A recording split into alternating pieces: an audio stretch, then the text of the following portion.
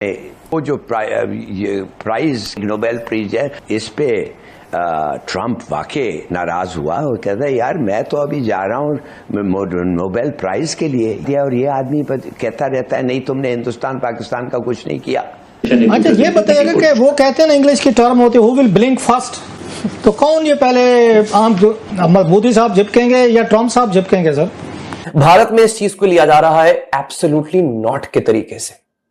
हम कोई गुलाम है अमेरिका के? हम अगर रशिया से तेल लेते हैं तो भारत ने कहा कि तुम कौन होते हो हमें डिक्टेट करने वाले। ये एक अच्छी बात है जो मैं भारत की मैं अप्रिशिएट करूंगा कि हाँ वो अकड़ गया अमेरिका को।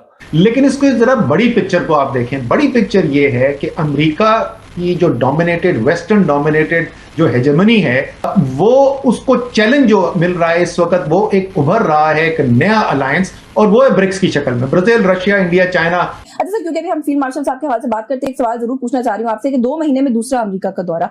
एक सवाल ऐसा है जो कि हर तरफ पूछा जा रहा है कि पाकिस्तान ने ऐसा क्या किया है कि ट्रम्प साहब पाकिस्तान के ऊपर।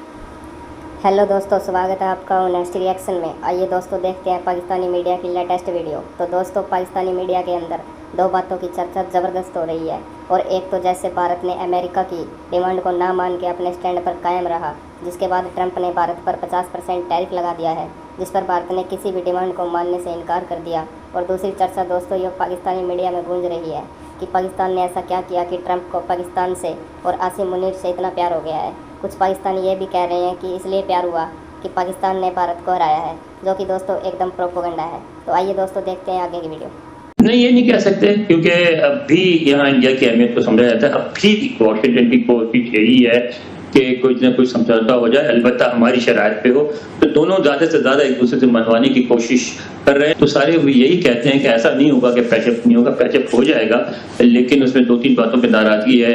मसलन एक वो कहते हैं कि जो सदर ट्रंप इस बात पे जेन्युइनली बिलीव करते हैं कि उन्होंने इंडिया पाकिस्तान के बीच न्यूक्लियर वॉर रुकवाई, और उनको इसका क्रेडिट मिल रहा था सारी दुनिया से न्यूक्लियर वॉर रुकवाने का, लेकिन इंडिया के रवैये की वजह से नहीं मिला। तो वही चाहते हैं इंडिया अपने रवैये को तब्दील करे और इस बात को माने कि सदर ट्रंप ने न्यूक्लियर वॉर रुकवाई है। तो वो जाहिर इंडिया नहीं मान रहा है, एक तो यह है। लेकिन फिर ट्रेड पे वो एक फेवरेबल चाहते हैं, समझौता हो, इंडिया अपनी मार्केट खोले, उस पर सख्त मुज़ाकरात हो रहे हैं। तो वो कहते हैं कि किसी न किसी जगह पे मुज़ाकरात पहुंचेंगे, क्योंकि इंडिया भी अफोर्ड नहीं कर सकता अमेरिका को छोड़ना, और अमेरिका बिल्कुल नहीं चाहता ऐसे खित्ते में जहाँ चाइना मौजूद हो वहाँ इंडिया जैसे बड़े मुल्क के ताल्लुकात खराब करना।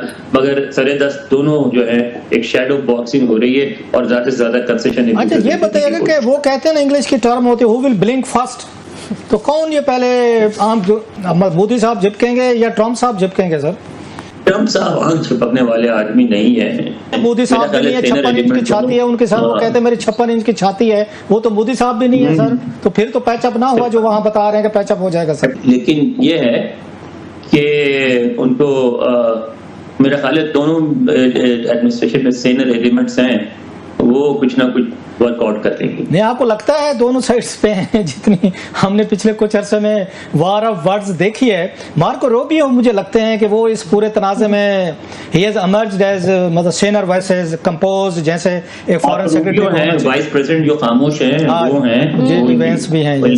हमने 2 बंदे तो ढूंढ लिए यूएस एडमिनिस्ट्रेशन में। इंडिया में कौन हो सकते हैं? कोई आपका ख्याल है 1-2 जो मोदी साहब को कहेंगे साथ घोड़े छाप के बैठे हैं, आप बेहतर जानते हैं। और सबसे बड़ा रोल अदा करेंगे मेरा ख्याल है अमेरिकन बिजनेसमैन, क्योंकि उनका बहुत $138 बिलियन की सालाना तिजारत है, उनका बहुत नुकसान होगा, तो वो भी करेंगे ना। नहीं हो सकता है बांग्लादेश और पाकिस्तान उस नुकसान को पूरा करें। टेक्सटाइल हमारी भी वहां पे पहले $6-7 अरब की है, क्वालिटी वाइज हमारी भी चीजें प्रोडक्शन, लेकिन फिर भी डबल हो जाएगी ना, 14 इससे ज्यादा तो हमारी गुंजाइश नहीं है ना। वहाँ यहाँ तो बात हो रही है $138 बिलियन की। अच्छा ये बताइएगा अनवर साहब, ट्रम्प के एम्बिशंस तो हमें नजर आ ही रहे हैं नोबेल पीस प्राइज के। अभी उन्होंने इंडिया पाकिस्तान के हवाले से भी वो बार बार इसका जिक्र करते हैं, फिर अजरबैजान, आर्मेनिया का। अब वो रशिया की तरफ जो है वो देख रहे हैं, पुतिन की तरफ देख रहे हैं। उस हवाले से क्या अपडेट्स हैं? वो विजिट करेंगे, उन दोनों को साथ बिठाएंगे, और फिर इसमें इंडिया जो है वो कहाँ स्टैंड करेगा, जो खुद भी जो है वो रशिया की तरफ जो है वो देख रहा है?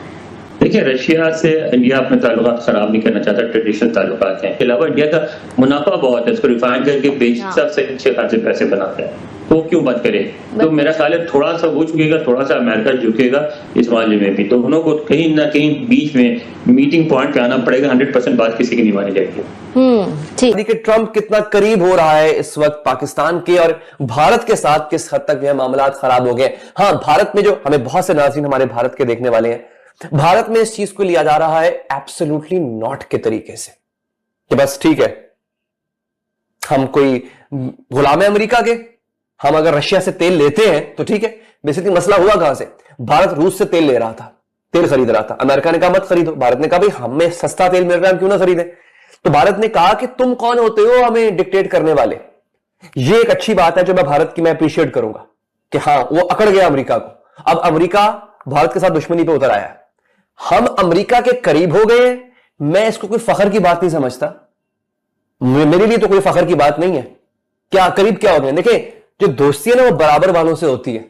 माजरत के साथ पाकिस्तान जो कि भीख मांगता फिर रहा होता है पूरी दुनिया के अंदर, वो बराबर वाला तो कहीं से नहीं है, और अमेरिका की बराबरी में तो हम कहीं से नहीं है। हम आंखें तो दिखा नहीं सकते, इतनी गैरत तो हमें है नहीं, लिहाजा हम जाके लेट गए अमेरिका के आगे। तो ये मुझे पर्सनली इस बात को कोई खास फखर नहीं है कि हम अमेरिका के बहुत करीब हो रहे हैं। भारत दूर हो रहा है वो उसका प्रॉब्लम है, लेकिन हम जो करीब हो रहे हैं, हम करीब नहीं हो रहे, हम बिछ रहे हैं।